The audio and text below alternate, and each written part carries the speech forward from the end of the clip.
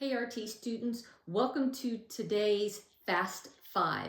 Our last episode, I told you I was going to break down inspection to things that are common in CBABE patients.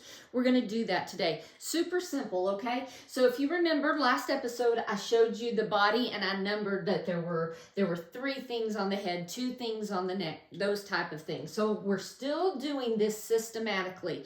But overall, here are some common findings in the CBABE disorders that you will see over and over and over again, okay? Overall, remember when you walk in, you're looking at your patient.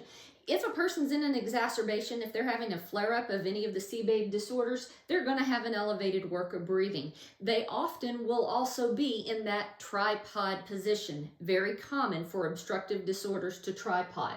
When you're looking at the head, they may have oral cyanosis. Maybe, okay? Depends on the degree of hypoxemia and hypoxia.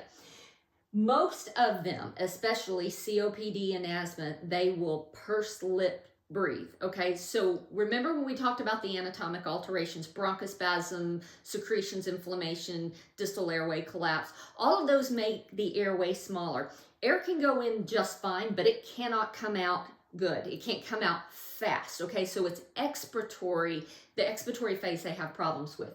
So a person will purse lip breathe to extend that expiratory phase to make it last longer so they can more completely exhale. And then it will also stent open those terminal bronchioles to allow more complete exhalation, okay?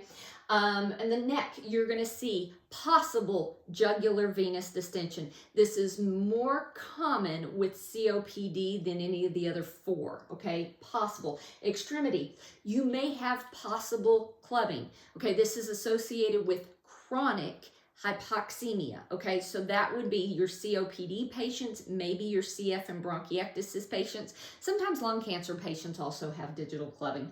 The extremities, possible pedal edema. Again, that's going to be more appropriate or more often seen with COPD versus the other ones.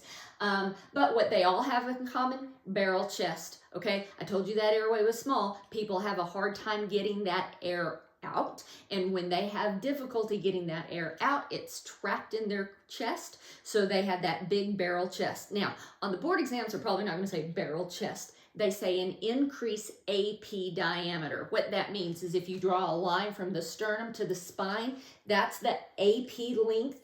That length in a person that's air trapping will be longer than this transverse length from shoulder to shoulder, okay? So these are common things that you're going to see in most patients that have CBABE.